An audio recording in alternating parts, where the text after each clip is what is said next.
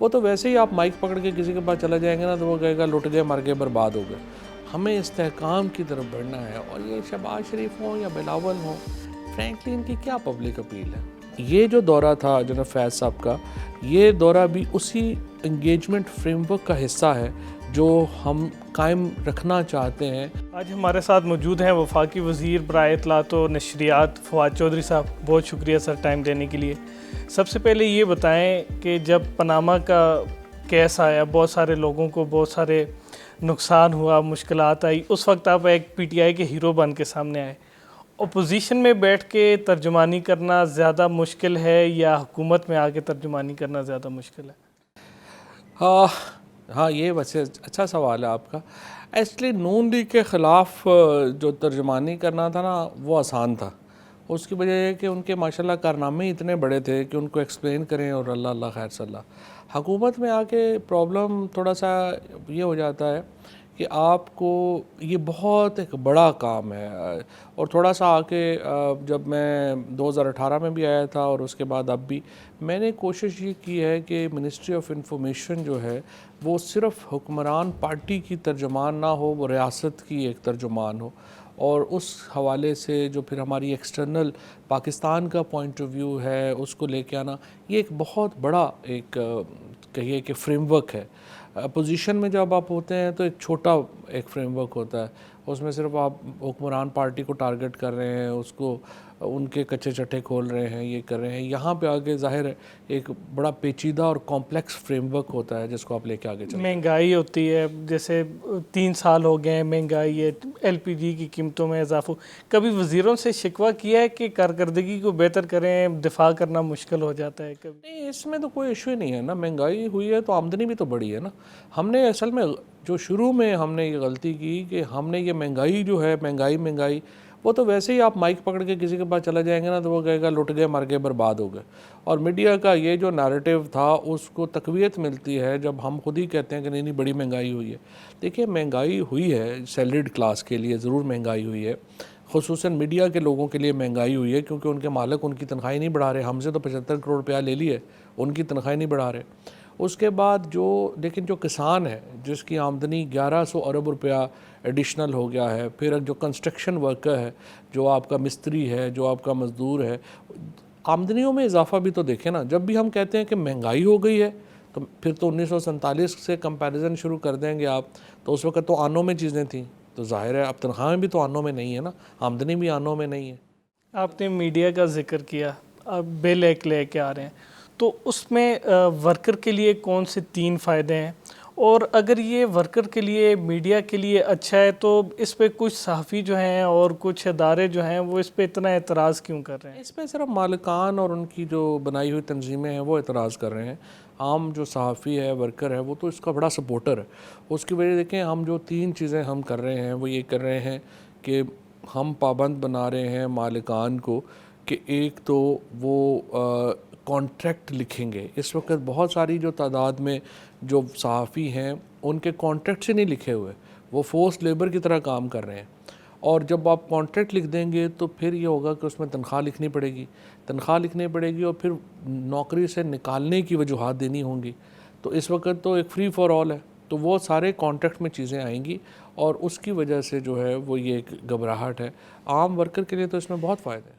اس طرح کی چیزیں اس میں کوئی ہیں کہ اگر کوئی سورس ظاہر نہیں کرتا کوئی خبر پہ، اس پہ اس صحافی پہ بھی جرمانہ ہوگا، میڈیا مالکان پہ بھی جرمانہ ہوگا، اس طرح کی چیزیں؟ فیک نیوز کے اوپر جرمانہ ہے. سورس کا تو کسی نے نہیں کہا کہ آپ نے سورس بتانا ہے یا کرنا ہے. کچھ چیزیں ہیں جو کہ پہلے ہی آپ نہیں کر سکتے. مثلا ابھی آپ نے دیکھیں پیمرا نے ایڈوائزری جاری کی ہے کہ آپ کابینہ کی خبریں جو ہیں وہ آپ ٹی وی پہ سورسز سے نہیں چلائیں گے. اس کی وجہ کابینہ کے اندر بحث ہوتی ہے، اس میں کئی لوگ جو ہیں وہ اپنا نقطہ نظر پھر اس لیے نہیں دے سکتے کہ ان کے نام سے خبریں جو ہیں وہ باہر گردش کرنا شروع کر جاتی ہیں. مثال کے طور کے اوپر تحریک لبیک کے اوپر اگر پابندی کا معاملہ ہے اور اس میں اگر کچھ وزراء نے کہا کہ پابندی ہونی چاہیے، کچھ نے کہا نہیں ہونی چاہیے، تو جن وزراء کے نام باہر چھپے کہ انہوں نے کہا ہے کہ ان پہ پابندی ہونی چاہیے، ان کو ڈیتھ تھریٹس آ گئے. تو اس طرح تو پھر بحث ہی نہیں ہو سکتی، اس طرح تو پھر کابینہ کے اندر کوئی گفتگو ہو ہی نہیں سکتی. لہٰذا وہ آفیشیل سیکرٹ ایکٹ میں ہے کہ اس کے اوپر آپ نہیں دیں گے، اور جو پہلے لا میں ہے اس پہ امپلیمنٹیشن ہوگا. سورس وغیرہ کا کہیں کچھ ذکر نہیں ہے. افغانستان کا مسئلہ چل رہا ہے، پاکستان اس میں کلیدی کردار ادا کرتا رہا. کیا یہ جو ابھی افغانستان میں ہو رہا ہے یہ وہی سیاسی حل ہے جو پاکستان ہمیشہ سے کہتا رہا سیاسی حل ہو، لیکن جو طالبان جس طریقے سے آئے ہیں، کیا پاکستان کی کیا پالیسی ہے کہ بزور طاقت آنے والی کسی بھی گروپ کو اس کی حکومت کو تسلیم کرنا چاہیے؟ دیکھیں ابھی تو خیر فریnkly کو بزور طاقت وہ نہیں آئے ہیں، اور اس وقت تو کوئی لڑائی نہیں ہوئی وہاں پہ. تو اس وقت جو انگیجمنٹ ہے وہ ہمارا، جو بائیڈن صاحب نے بات کہی ہے وہ بالکل صحیح کہی ہے کہ اس کا پولیٹیکل سلوشن ہی جو ہے وہ آگے ہے. فرق صرف یہ ہے کہ بائیڈن صاحب کو یہ خیال 20 سال بعد آیا ہے. پاکستان 2009-10، اور اگر آپ عمران خان صاحب کے اوپر جائیں تو وہ تو 2007 سے یہی بات کر رہے تھے. تو پاکستان کا جو پوائنٹ آف ویو تھا، امریکہ نے اس پوائنٹ آف ویو کو اب آ کر کے تسلیم کیا ہے. تو جو میں سمجھتا ہوں مثبت بات ہے، اور اس کے اوپر جو انگیجمنٹ ہے، اس کے اوپر جو آگے ہم نے بڑھنا ہے، وہ اس پہ بات چیت ہو رہی ہے. اب دیکھتے ہیں آگے کیسے چیزیں چلتی ہیں. D G I S I فیض حمید صاحب، افغانستان کیا ضرورت پڑی تھی کہ پاکستان نے درخواست کی طالبان سے ملاقات کے لیے؟ کیا وزارت خارجہ کی جانب سے یہ درخواست کی گئی تھی، وزارت داخلہ، یا یہ بطور ادارہ انہوں نے خود فیصلہ کیا ادھر جانے کا؟ دیکھیں پوری دنیا میں جہاں فارمل ریلیشن شپس نہیں ہوتے ملکوں کے، وہاں انٹیلیجنس ایجنسیز جو ہیں وہ ایک انفارمل فریم ورک کریٹ کرتی ہیں، تاکہ وہاں کے جو معاملات ہیں ان کے اوپر ملکوں کو ضرورت ہوتی ہے ایک دوسرے کے مسائل کو آگے سمجھنے کی اور لے کے بڑھنے کی. اسی لیے آپ دیکھیے کہ جب وہاں پہ اس سے پہلے CIA کے چیف وہاں پہ گئے، ترکی کے انٹیلیجنس، قطر کی انٹیلیجنس، ان تمام ملکوں کی انٹیلیجنس جو ہے ان کے روابط ہیں طالبان اتھارٹیز کے ساتھ. ہمارا طالبان کے ساتھ جو ریلیشن شپ ہے، وہ جو انگیجمنٹ ہے، وہ 2-2.5 سال سے جو ہے وہ ہماری انگیجمنٹ ہے. اسی انگیجمنٹ کی وجہ سے ہم طالبان کو امریکہ کے ساتھ بٹھانے میں کامیاب ہوئے. اسی انگیجمنٹ کی وجہ سے ہم نے جو پیس پروسیس تھا اس کو ہم آگے لے کے جانے میں کامیاب ہوئے. یہ جو دورہ تھا جناب فیض صاحب کا، یہ دورہ بھی اسی انگیجمنٹ فریم ورک کا حصہ ہے جو ہم قائم رکھنا چاہتے ہیں طالبان اتھارٹیز کے ساتھ. کیونکہ دیکھیے وہاں پہ مسائل ہیں، داعش کا وہاں پہ ایک بہت بڑا نیٹ ورک ہے، وہ ہمارے لیے تشویش کا باعث ہے. وہاں TTP کا بہت بڑا نیٹ ورک ہے، وہ ہمارے لیے تشویش کا باعث ہے. اسی طریقے سے جو مائیگریشن ہے، اگر بہت بڑی تعداد میں ہجرت ہو جاتی ہے وہاں سے، وہ بھی ہمارے لیے بڑی پرابلمٹک ہے. تو ہمارے تو بہت قریبی انٹرسٹ ہیں جن کے اوپر ہم نے نظر رکھنی ہے، اور یہ دورہ بھی اسی کا ایک حصہ تھا.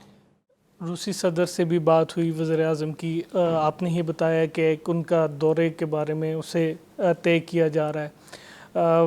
برطانوی وزیر اعظم سے بھی بات ہوئی، ان کے وزیر خارجہ پاکستان میں. پاکستان اس وقت افغانستان میں خاص طور پہ ایویکویشن کے معاملے پہ سب سے کلیدی کردار ادا کر رہا ہے. کیا وجہ ہے کہ ابھی تک امریکی صدر کی وزیر اعظم کو کال نہیں ہے؟ یہ تو امریکی صدر بہتر بتا سکتے ہیں کہ ان کی کیا انگیجمنٹ ہے، یا وہ کس طرح سے جو ہے وہ اس ریجن کو دیکھتے ہیں.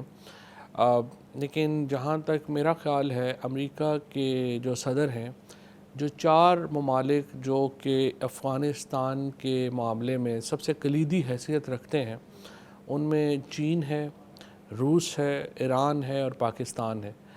تو ابھی تک تو جہاں تک میرا خیال ہے ان کا 4 میں سے کسی ملک کے ساتھ رابطہ نہیں ہوا. تو یہ تو وہ بہتر بتا سکتے ہیں کہ وہ جو امریکن فارن پالیسی ہے اس کے لوگ بتا سکتے ہیں کہ وہ اس ریجن کو کیسے دیکھتے ہیں، کیونکہ ان سارے ریجنل ممالک میں سے کسی سے بھی ان کا رابطہ نہیں ہے. آپ جب وزیر سائنس اینڈ ٹیکنالوجی بنے تو وزیر اعظم عمران خان نے بھی کہا کہ مجھے بھی معلوم نہیں تھا کہ فواد چودھری اس کو اتنا ایکٹیو بنا دیں گے. آپ جب آئے اس وقت کرونا سب سے زیادہ پھیل رہا تھا، اس کے بعد آپ نے وینٹیلیٹرز بنانا شروع کر دیے، پاکستان میں سینیٹائزر نہیں تھی، اس کی پیداوار ہونا شروع ہو گئی. اب اس طرح کی کوئی خبر نہیں آ رہی، کوئی علم ہے کہ جو آپ نے پروجیکٹ شروع کیے تھے وہ چل رہے ہیں، نہیں چل رہے، اسی پیس سے چل رہے ہیں کہ نہیں؟ اگر اس ملک میں ہم نے آگے جانا ہے تو جو وزارت ہے سائنس ٹیکنالوجی کی، اور اگر آپ IT کو بھی سائنس ہی سمجھیں، اور ایجوکیشن. اگر مستقبل میں کسی نے پاکستان کی مستقبل کو بدلنا ہے تو وہ یہ 2 وزارتیں ہیں, ایجوکیشن کی اور سائنس اینڈ ٹیکنالوجی اور آئی ٹی کی. اور میری نظر میں جو ہم نے ایک پورا ایک فریم ورک ہی تبدیل کر دیا. 26 فروری کو جب پہلا کووڈ کیس پاکستان میں آیا تھا, ہم کچھ بھی اپنا نہیں بنا رہے تھے, ہم ہر چیز امپورٹ کر رہے تھے, چاہے وہ وینٹیلیٹرز ہوں, چاہے ماسک ہوں, چاہے آپ کے سینیٹائزرز ہوں, کچھ بھی ہم اپنا نہیں بنا رہے تھے. ودن 4 months پاکستان الحمدللہ سب سے بڑا ایکسپورٹر بن گیا ان ساری چیزوں کا. اور یہ سارا ایک پش تھی جو سائنس اینڈ ٹیکنالوجی منسٹری نے جو ہے وہ دی. اور اسی طریقے سے ہم نے جو ہیمپ کا ایک بہت بڑا پروجیکٹ جو ہیں وہ شروع کیے, جس میں ہم نے کہا کہ ہیمپ سے جو ہے وہ ٹیکسٹائل اور وہ بنے گا. پھر ہم نے 450 گورنمنٹ سکولز کو سٹیم سکولز میں کنورٹ کرنے کا ہے.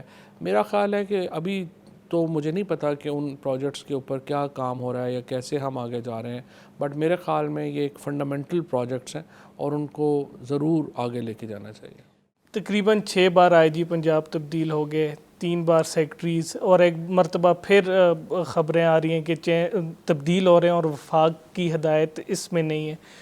تو کیا اسی طریقے سے جیسے پنجاب چل رہا ہے, آپ کو لگتا ہے کہ اس پرفارمنس سے آئندہ پھر دوبارہ آپ پنجاب میں حکومت بنا سکتے ہیں؟ دیکھیں جی, حکومت بنانے میں تو خیر انشاءاللہ کوئی پرابلم نہیں آئے گی.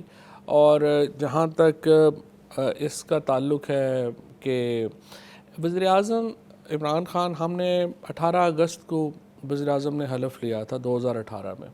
سپٹمبر سے وزیر اعظم انسسٹ کر رہے ہیں کہ لوکل گورنمنٹ جو ہے وہ ہمیں بنانی چاہیے, اور پنجاب میں بھی اور خیبر پختونخوا میں بھی اور باقی جگہوں کے اوپر بھی. سب سے بڑا پرابلم یہ ہے کہ سی ایس چیف سیکرٹری اور آئی جی کوئی بڑا امپورٹنٹ رول ادا نہیں کر سکتے اس صوبے کو چلانے میں.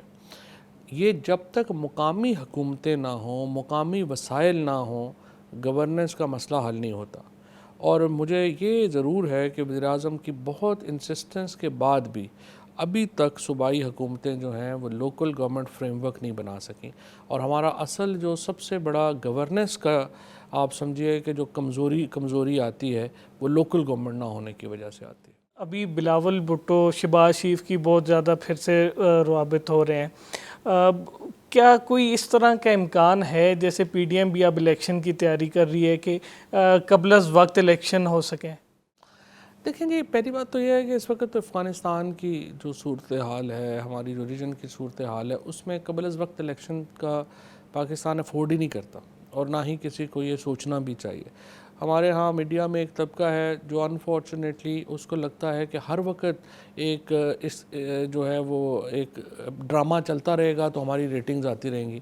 وہ ہر وقت اس طرح کا کوئی نہ کوئی شوشہ پکڑ کے جو ہے وہ بیٹھ جاتے ہیں. الیکشن کروانا نہ پاکستان کے انٹرسٹ میں ہے اس وقت, نہ ہی ریجنل سچویشن جو ہے وہ ہمیں اس کی جو ہے وہ کوئی اجازت دیتی ہے کہ ہم اس کو لے کے آگے بڑھیں. سو الیکشن جو ہے وہ اپنے وقت پہ ہی ہوں گے. لیکن جہاں تک اس بات کا تعلق ہے کہ یہ جو استحکام کی بات ہے, ہمیں استحکام کی طرف بڑھنا ہے. اور یہ شہباز شریف ہوں یا بلاول ہوں, فرینکلی ان کی کیا پبلک اپیل ہے؟ ابھی تو پاکستان کی سیاست میں ان کی تو مجھے کوئی گنجائش نظر آتی ہے, نہ ہی کوئی جگہ نظر آتی ہے. بلاول بھٹو تو مجھے نہیں لگتا اس وقت انٹیریئر سندھ کے علاوہ, وہ آپ کو پتہ ہے وہ تو کراچی سے بھی الیکشن ہار گئے تھے. سو وہ کیسے پنجاب سے الیکشن لڑ, بلاول بھٹو تو خود بھی پنجاب میں کہیں الیکشن نہیں لڑ سکتے. شہباز شریف صاحب جو ہیں وہ تو سینٹرل پنجاب کے باہر تو ان کے لیے جلسہ کرنا ہی مشکل ہو جاتا ہے. اسی طرح سے جو مریم نواز ہیں, ان کی کوئی قد کی ہے اس وقت. عمران خان کے قد کا پاکستان میں کون لیڈر ہے؟ کوئی بھی نہیں ہے. سو ایک وقت میں بے نظیر بھٹو کا جو حیثیت تھی جو چاروں صوبوں میں تھی, آج صرف پاکستان تحریک انصاف ہے جو چاروں صوبوں میں ہے. اور عمران خان کا ووٹ خیبر میں بھی ہے, کراچی میں بھی ہے, کوئٹہ میں بھی ہے, لاہور میں بھی ہے, اور تو کوئی آدمی اس قد کا ہے ہی نہیں. اچھا, آخر میں کچھ نام لوں گا, آپ نے ان میں سے کسی ایک کا نام لے لینا ہے. بطور وزیر خزانہ آپ کے لیے کون بہتر ہے, اسد عمر, حفیظ شیخ یا شوکت طرین؟ وزیر خزانہ جو ہے بیسکلی میں نے دیکھا ہے کہ یہ بڑی ایک ٹرکی جاب ہے. ہر آدمی کی ایک اپنا ہی ورژن ہوتا ہے اکانومی کا, اور ہر آدمی اپنا ہی ورژن لے کے جو ہے وہ آگے چلتا ہے، اور ہر ایک کا بالکل دوسرے سے نہیں ملتا. سو آئی وڈ ناٹ، مطلب مجھے نہیں پتا فرینکلی کہ کس کا جو ہے وہ آپ وہ کس کو کہہ سکتے ہیں کہ وہ سب سے بہترین تھا، لیکن ہر ایک کی ایک اپنی تھیوری ہے جس پہ وہ چلتا ہے. کوئی نام نہیں لیں گے؟ اس پہ کوئی بنتا نہیں ہے. اچھا، وزیر اعلیٰ کون بہتر رہا کے پی میں، محمود خان یا پرویز خٹک؟ نہیں، پرویز خٹک صاحب نے تو دیکھا نا 2/3 میجورٹی ملی ہمیں کے پی سے، تو محمود خان صاحب کا رزلٹ تو بھی آنا ہے نا. پرویز خٹک صاحب تو پروون ہے. شبلی فراز بطور وزیر سائنس اینڈ ٹیکنالوجی یا وزیر برائے انفارمیشن منسٹری؟ دونوں میں ٹھیک ہی تھے، بس ٹھیک ہی چل رہے ہیں. اور آپ کو کیا لگتا ہے تحریک انصاف کو اپوزیشن میں سے، نون لیگ میں سے کون زیادہ ٹف ٹائم دیتا ہے، محمد زبیر یا مریم اورنگزیب؟ ایک تو دونوں ہی اوبیسلی نان الیکٹڈ ہیں، اور دونوں کا جو بیک گراؤنڈ ہے وہ پولیٹیکل نہیں ہے، تو دونوں مطلب ایک ایسے ڈرائنگ روم پولیٹیشین ہیں دونوں. Thank you so much independent Urdu کو ٹائم دینے کے لیے.